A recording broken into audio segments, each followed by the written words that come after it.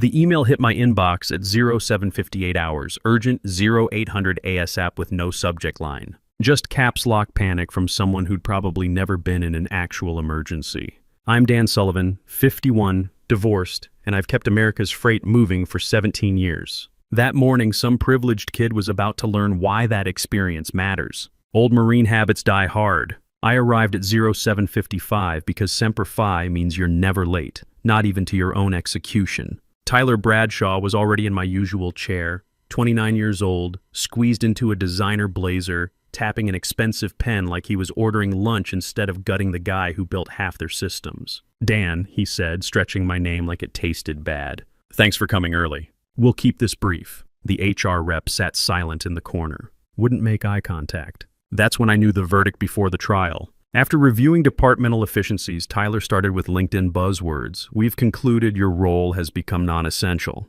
Streamlining legacy costs, fresh perspectives. Effective immediately, you're relieved of duties. He smiled like he'd solved world hunger by firing the guy who prevented their logistics operation from collapsing. I felt that familiar tightness in my chest. The same anger that got me in trouble during my second deployment. But 17 years of corporate discipline kept it locked down. No begging, no speeches about years of service. Just slid the laptop across like dealing cards and stood up. Roger that, kid. Walking through my office, I grabbed personal items, family photos, Marine Challenge coin, my old drill instructor's quote, "Proper preparation prevents poor performance." And tucked under the drawer, a flash drive labeled Clause 15D. At 51, starting over wasn't exactly the plan. 2 kids in college, alimony payments, and now this. But Marines adapt. I didn't badge out. Told the receptionist, "Don't kill my access just yet." The kid thought he'd eliminated dead weight. He had no idea he'd just unplugged the power source. 20 minutes later, I stood in my kitchen, setting the box of personal items on the table.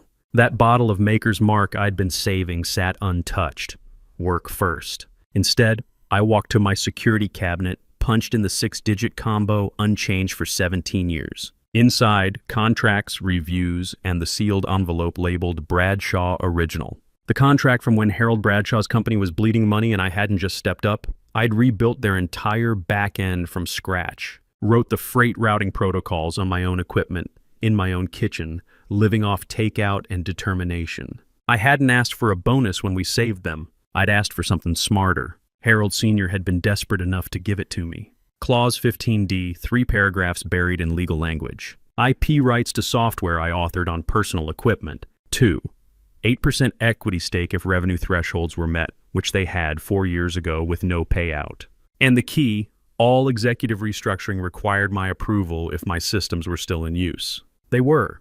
They just renamed my Sullivan Freight Protocol to Bradshaw Logistics 2. 0 last year, like new paint could hide who laid the foundation. I pulled out my phone and started scanning documents. 1 copy to personal email, 1 to my employment attorney who'd helped write the original clause, 1 to Big Jim Morrison, board member who once said over beers, "If those boys turn on you, send proof and I'll handle the politics." By the time I finished, 3 things were clear. Tyler had made a massive legal mistake, the company was exposed on multiple fronts, and I held all the cards.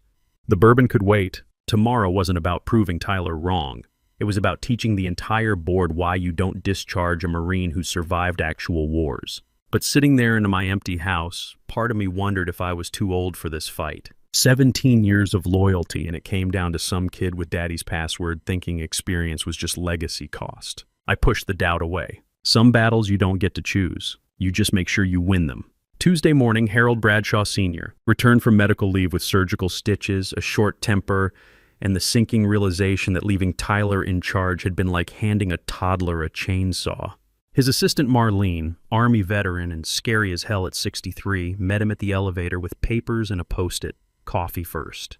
The moment Harold stepped into his office, he saw it. My contract printed in triplicate, centered on his desk like a legal bomb. Clause 15D circled in red. For a second, hope flickered. Maybe this was just noise, an ex-employee fishing for sympathy money. Then he saw his own signature at the bottom, notarized, dated the week after I'd pulled his company from near bankruptcy with systems I'd built on decade-old equipment. Harold sank into his chair, stomach knotting worse than the surgical site. Not from recovery, from recognition of his own mistake 17 years in the making. He'd given me that clause because I'd saved everything. Now his son had just handed me the keys to destroy it all. Marlene, he called. He's coming up. Harold stared at the contract like it was his own death warrant, which, in corporate terms, it might be. Tyler breezed in with that MBA swagger. Welcome back, old man. Don't worry, I streamlined operations while you were out. Cut dead weight. You always said reduce costs, so I reduced. Did you fire Dan Sullivan? Yeah, totally legitimate. HR approved. Ancient role, dead weight. Tyler dropped into his chair, leg bouncing with nervous energy. We need fresh blood. Harold's voice stayed level. Did you read his contract? Tyler shrugged. 100 pages of legal nonsense. He emailed the board some old PDF, probably hoping for payout. Standard bitter employee move. Harold slid the contract across. Tyler picked it up like a menu. Clause 15, paragraph D. Veto rights over structural changes. If his software's still running, which it is. Firing him without board review breaches contract. Tyler blinked twice. That can't be real. Why would you agree to that? Because 17 years ago, this company was hemorrhaging money and Dan wrote the system that kept us alive. Harold's patience cracked. That clause is real. So is his equity stake. If he pushes this, he doesn't just get his job back. He owns part of yours. Color drained from Tyler's face, but I filed termination. Severance is processed. Then pray he doesn't cash it.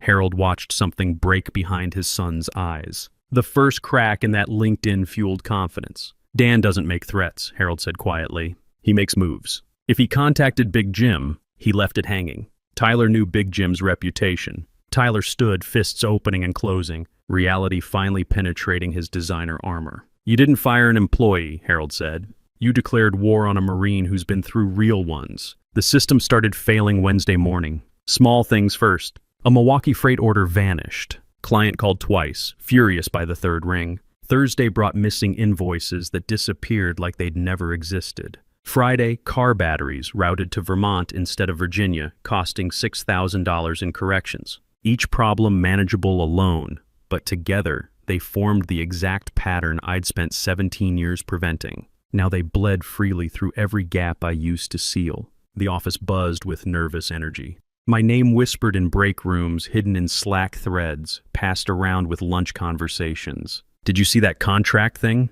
He had some serious IP rights. Heard he emailed the board before leaving the parking lot. Big Jim Morrison stayed quiet. That silence said more than any statement. When Big Jim goes quiet, people notice. Like forest animals before a storm. Then Jake found the smoking gun.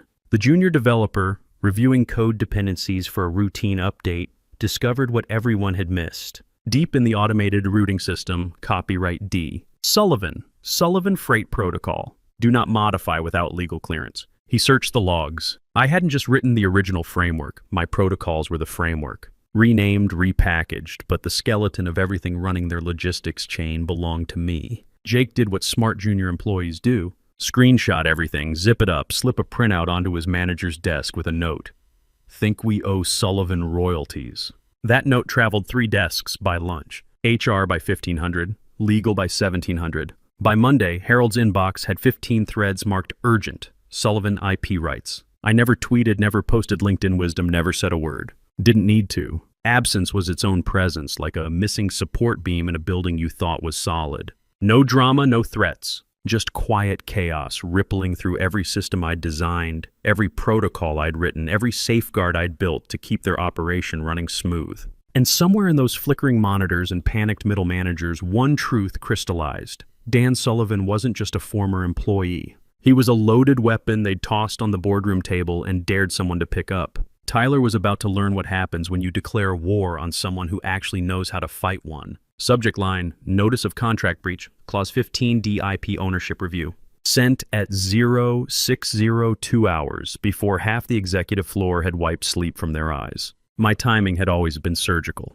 5 paragraphs, no fluff, no anger. Just facts. Dear board members, on termination date, I was informed without prior consultation that my position had been eliminated. Per Clause 15D, such restructuring requires written approval due to active deployment of Sullivan Freight Protocol architecture. This termination occurred while said systems remained in operational use without formal consent. For reference, I've attached IP documentation, active code samples, and signed original agreement. While I trust this was administrative oversight, legal implications of breach and royalty delinquency require immediate clarification. I remain available for resolution discussions. Attachments: Bradshaw, original contract, SFP IP overview, freight operations code excerpts. I copied only board members. No HR, no Tyler's team. Then I made breakfast like any other Tuesday. Because for me, it was routine. This was what happened when someone confused silence for surrender. By 0800, replies started arriving. Martha Dewey, compliance officer, when are you available? Big Jim Morrison, we need to talk. At 0837, someone blind copied me an internal thread. Urgent review, termination protocols plus legal exposure. I didn't respond. Didn't need to.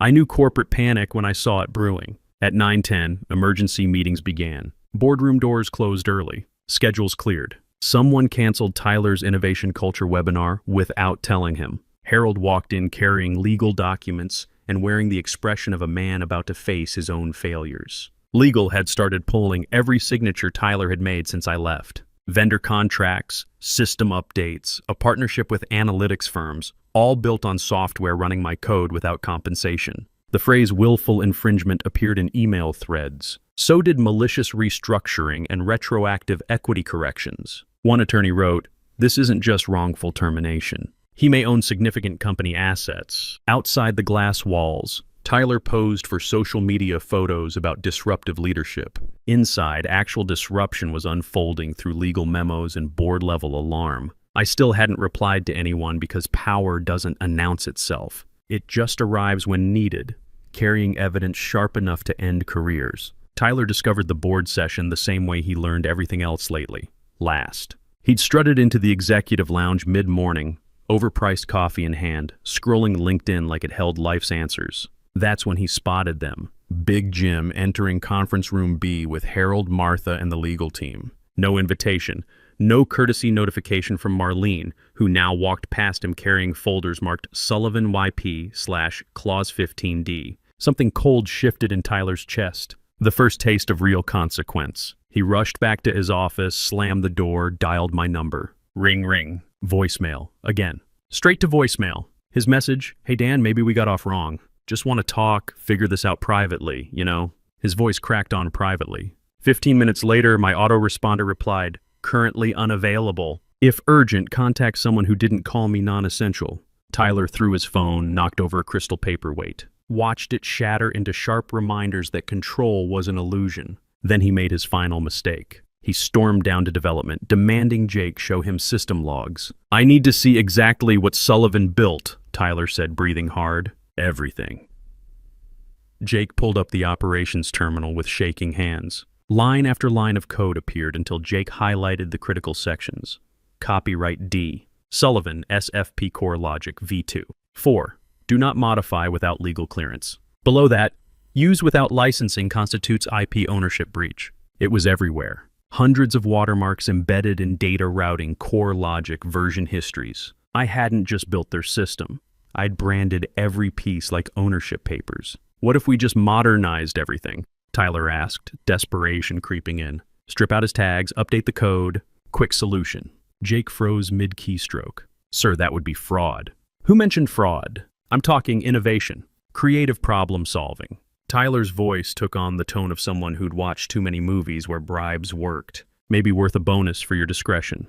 Jake's silence spoke louder than any whistle he could blow. By 1600 hours, Jake had emailed HR and legal with a transcript of Tyler's innovation suggestion. Subject line, "This conversation made me uncomfortable. Please advise."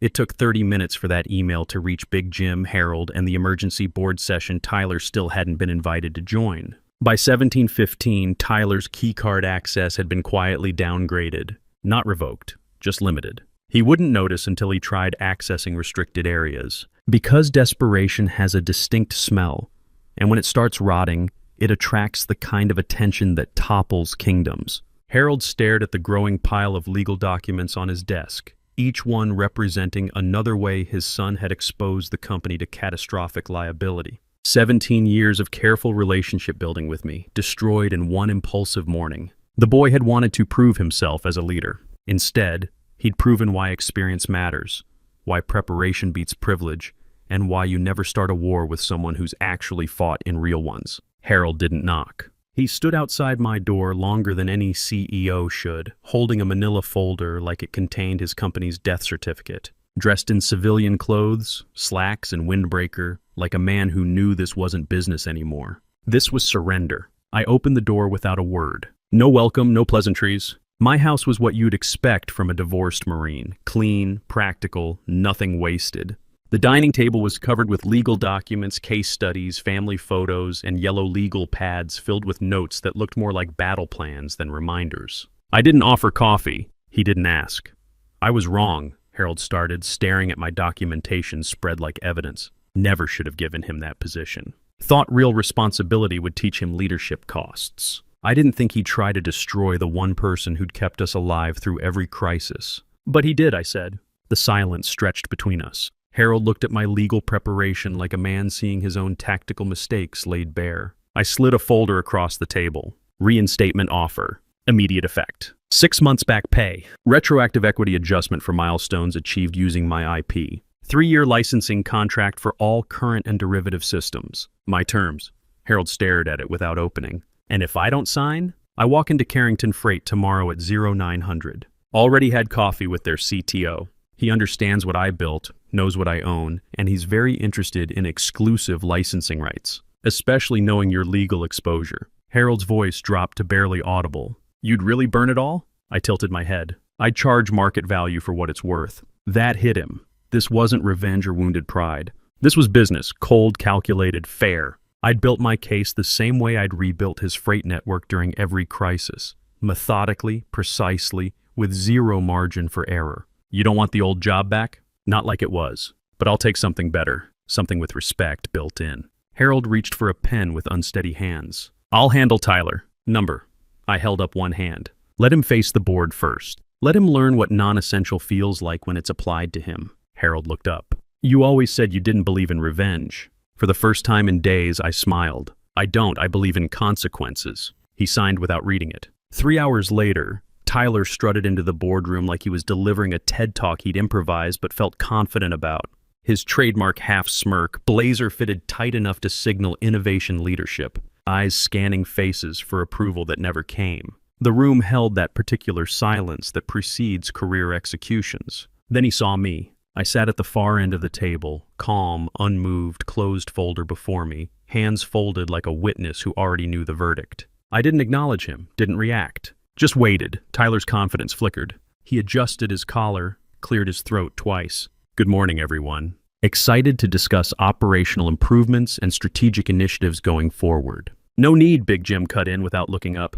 We've had a comprehensive morning reviewing recent decisions. Tyler blinked. I'm sorry? Martha read from her folder, Clause 15, Paragraph D. No structural or leadership changes, including termination or reassignment, shall be executed without written consent of Mr. Sullivan if company operations utilize intellectual property authored during his employment. Pause for effect. Which they did. Which they do. The legal counsel spoke next. Discovery reveals 78% of freight operations utilize proprietary code from Sullivan Freight Protocol. Unauthorized modification would require 8 months minimum and complete relicensing. I remained silent. Harold sat at the table's head, watching his son confront reality without interference or rescue. Tyler laughed, but it sounded hollow. Okay, but we're all professionals here. Dan, you could have approached me directly instead of involving everyone. I finally moved. Slowly opened my folder, slid a flash drive across polished wood. Press play, I said. Voice quiet, but it cut through the room. Martha inserted the drive. The wall screen displayed our freight automation dashboard in high definition. Real-time routing, predictive analytics, load optimization, every feature running smooth as precision engineering. Bottom corner, small but permanent. Powered by D. Sullivan EP Holdings. The silence that followed had weight. Career-ending weight. The CFO broke it.